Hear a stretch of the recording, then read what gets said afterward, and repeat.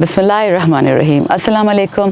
زما نوم شاندانہ گلزار خان دی او زه د پی ټی آی او د پیښور سابقہ ام ان ای یم، خو زه د صوابی لور یم. زما مور د پنجپیر ده او ان شاء الله تاسو ټولو سره به ملاقات کیږي پیر په ورځ ګوهاټي کرکټ ګراوند کې مازدیګر 4 بجې. موږ ټول را روان یو سره د عمران خان چیرمن تحریک انصاف او زموږ وزیر اعظم حقیقي وزیر اعظم د پاکستان اصل آزادۍ لپاره.